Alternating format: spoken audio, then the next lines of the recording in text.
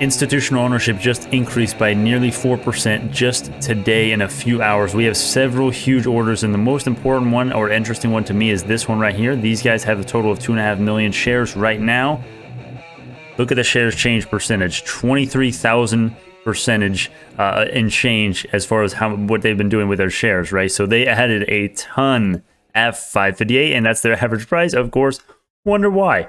Wonder why it's 558. Does it have anything to do with the March 5th low, market manipulation? Anyone? Yeah, no way. Of course not. Yeah, it is. The weenie babies have been taking advantage of us, but because of the SEC 13F filing rules, it basically, ape language, I'll tell you the ape language first, then I'll explain it. These institutions that loaded a ton that we're getting the file date right now, they are likely to have either kept holding all of their shares currently to this day right now, or added more very recently, or not even recently, 2 months ago even, because basically the 13F SEC forms, right? Basically all the Q1 transactions have already been filed. All of those transactions are required to be filed. So we know everything about Q1. And my thought, and this is not for sure, but if they were willing to hold, if they got in right here and they didn't sell at $9, which of course we would know if they did, because all this is during Q1. Q1 ends on March 31st, right? We would see a selling SEC 13F form, right?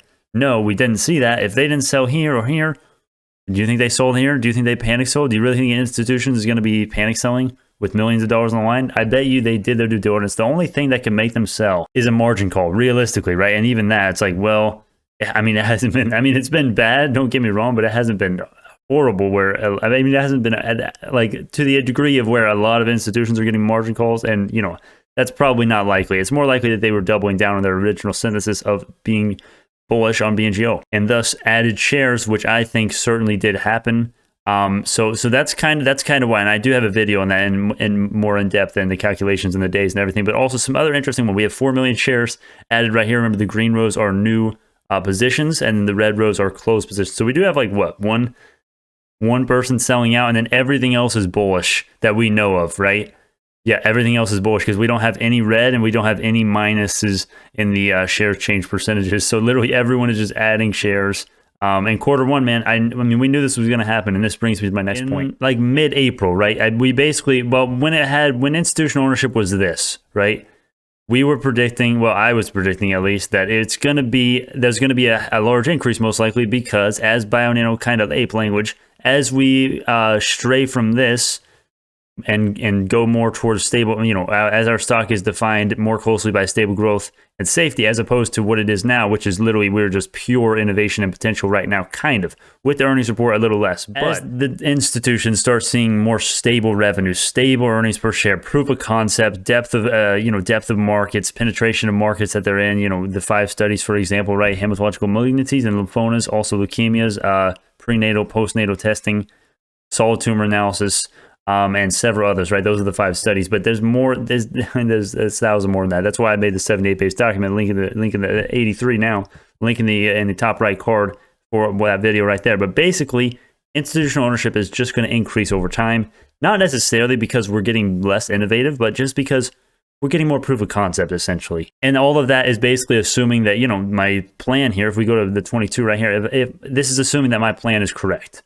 If it's not institutional ownership, who knows what the hell is going to do? But who knows what the hell is going to happen if I'm wrong about BNGO making huge revenue beats? Not necessarily huge revenue beats, just, I think we're going to get profitable. I think we could have a profitable Q4 EPS. And I think at least by 2022, by the end of 2022, I think we're going to have a positive quarter. Or at least extremely close to it, like essentially even. If that doesn't happen, this is not for sure, but I'm very confident in this. Current positions and portfolio showcase, right? Current positions right there. Take a pause it right now or screenshot right there. That is my whole portfolio, my friends. Anyways, relevant information in regards to the TLRY has finished now. Discord mods. If you've been with the channel a super long time, and you're good at Discord and good at moderating or whatever, right? I'm a total noob in Discord. send me an email. I will maybe accept you and maybe do it. I'm a little scared of adding random people on the internet, yes, but what else am I going to do right now? So yeah, if you feel like you've been pretty, I don't know, if you feel like you've been around the channel for a while and you know your way around Discord, send me an email maybe at auspiciousbusiness@yahoo.com. Also description, check the description for Auspicious Business, Auspicious investing links. There is also Auspicious Business, right? The website is down there as well. Video output is going to increase. Anyways, this is not financial advice. Thank y'all so much, man. I will see y'all in the next one.